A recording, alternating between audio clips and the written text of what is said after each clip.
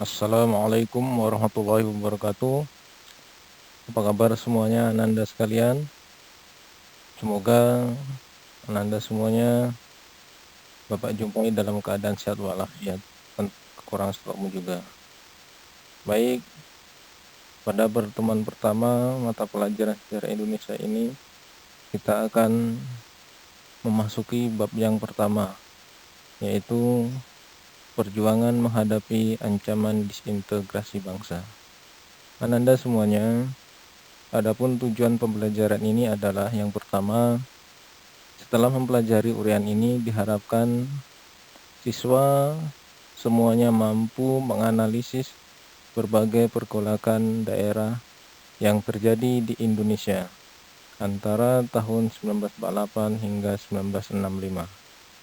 Yang kedua, mengaitkan peristiwa pergolakan daerah yang terjadi di Indonesia antara tahun 1948 hingga 1965 dengan potensi ancaman disintegrasi pada masa sekarang.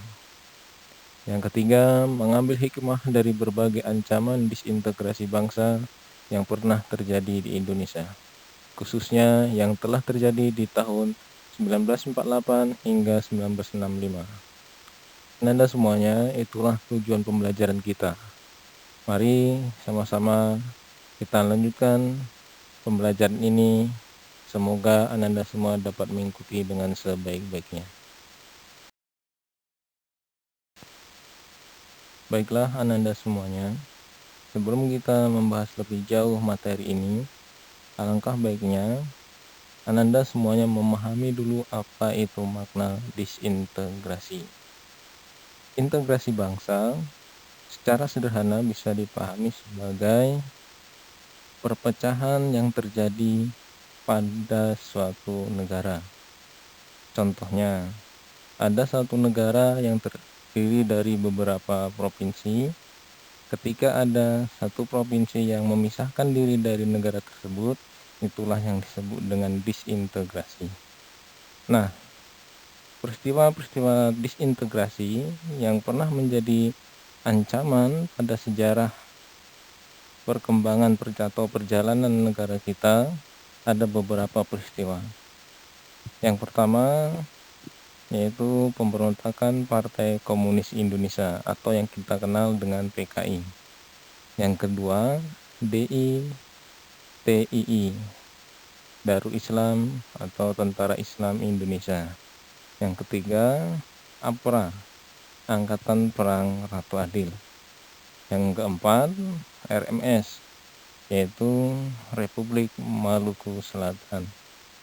Yang kelima, yaitu PRRI Permesta. Baiklah, untuk memperdalam peristiwa-peristiwa tersebut, mari akan kita bahas satu persatu.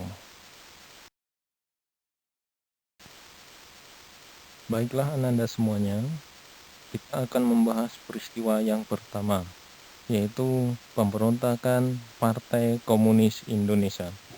Mengapa Partai Komunis Indonesia atau PKI memberontak?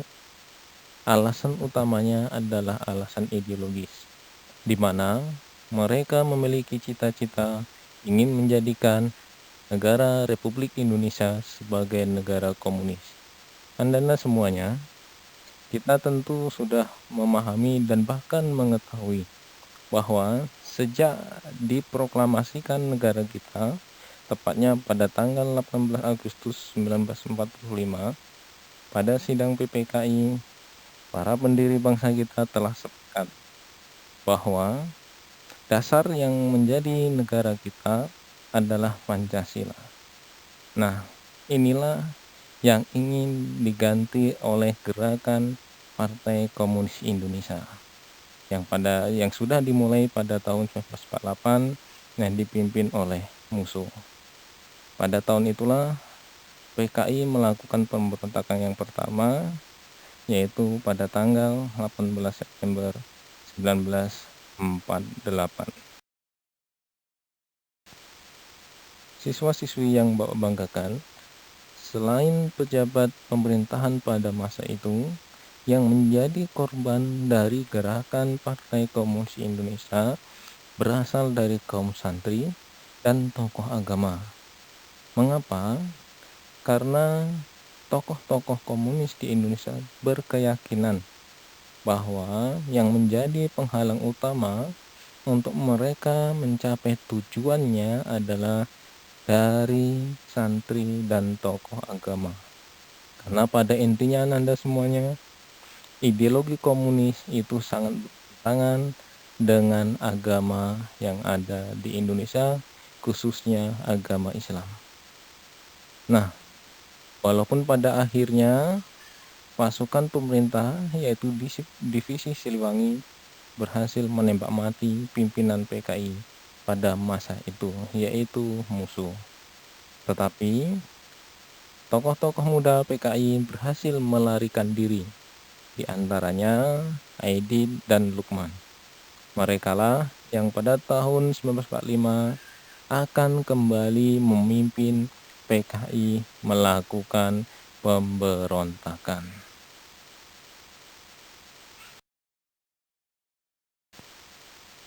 Siswa-siswi yang Bapak banggakan, setelah sampai pada materi ini, yang betul-betul harus kalian pahami adalah yang pertama, bahwa Partai Komunis Indonesia itu betul-betul ada dan memiliki tujuan yang jelas, yaitu ingin mengganti ideologi negara kita dari Pancasila menjadi ideologi komunis.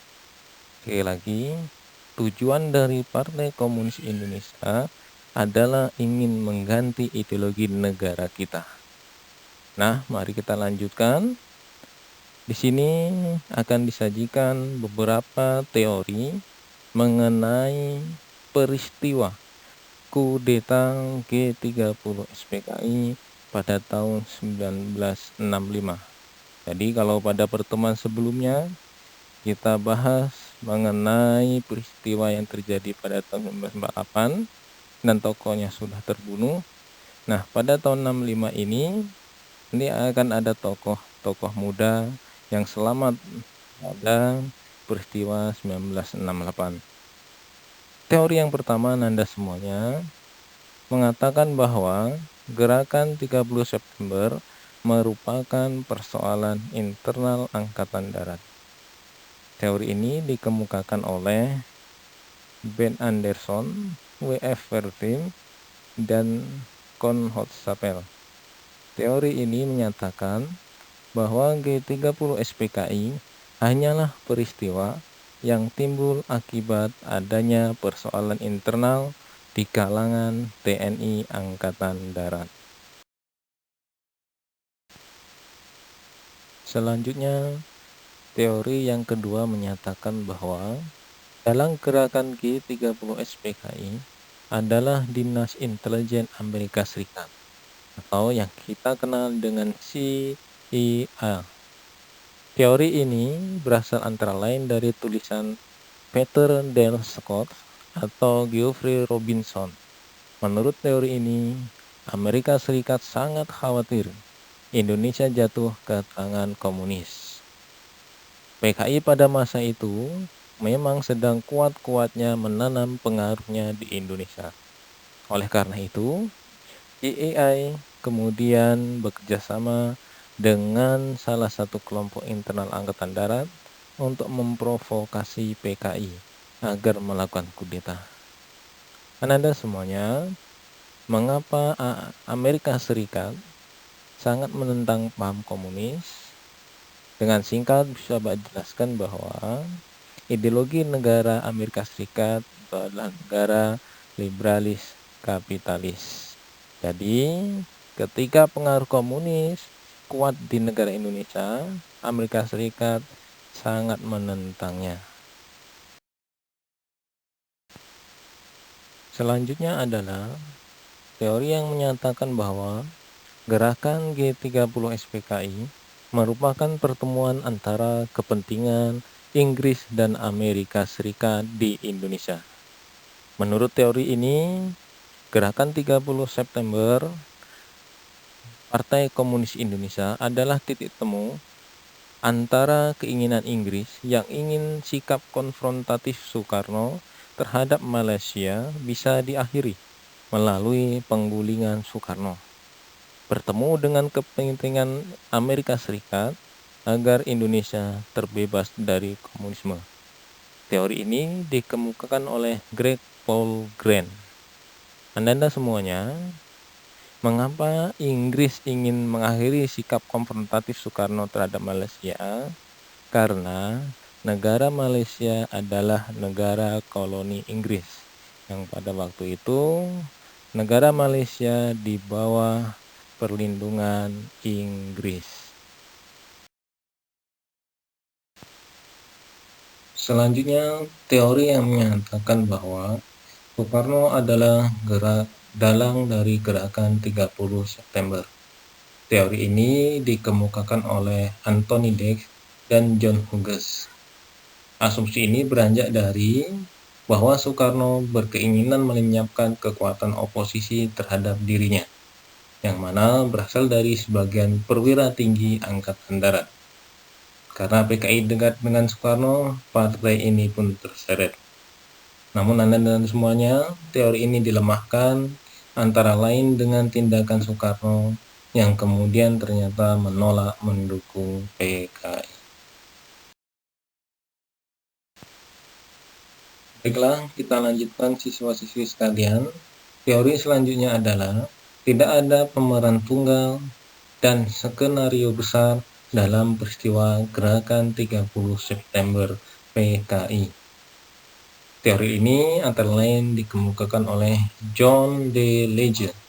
Teori ini menyatakan tidak ada dalang tunggal dan tidak ada skenario besar dalam gerakan G30 SPKI. Peristiwa ini hanya merupakan pertemuan beberapa kepentingan Indonesia dan luar negeri. Semuanya pecah dalam improvisasi di lapangan. Selanjutnya adalah teori yang menyatakan bahwa Soeharto adalah dalang dari gerakan G30 September. Pendapat ini dikemukakan oleh Bean Mai dalam bukunya Indonesian Tragedy. Menurutnya, terdapat hubungan yang dekat antara Letkol Untung sebagai pimpinan gerakan 30 September dengan Mayor Jenderal Soeharto, yang satu menjabat sebagai Panglima Kostrad.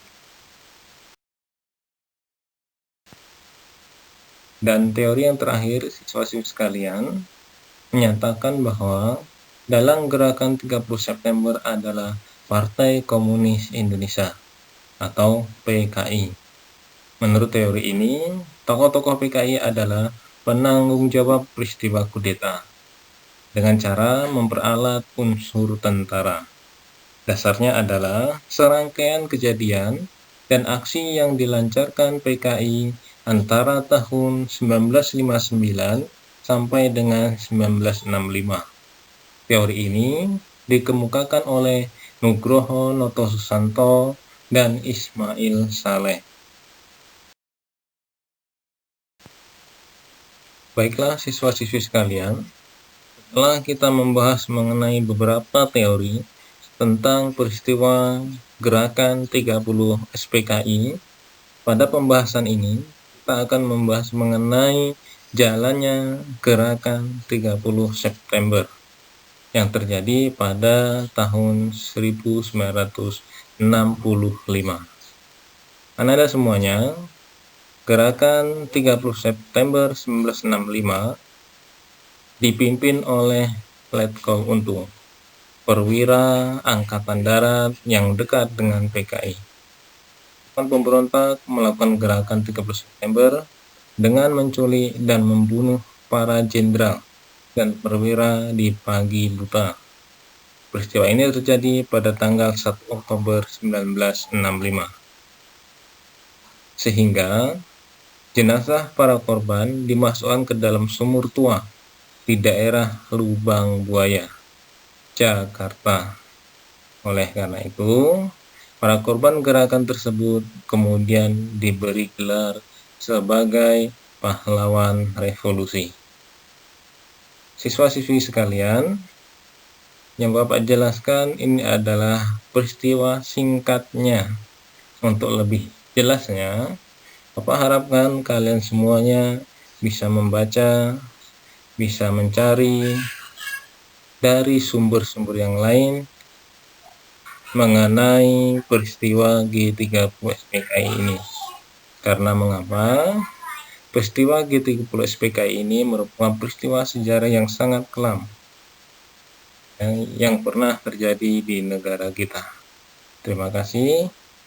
Sampai di sini dulu pembahasan kita. Nanti akan kita lanjutkan dengan peristiwa yang menjadi ancaman disintegrasi bangsa yang lainnya pada pertemuan selanjutnya.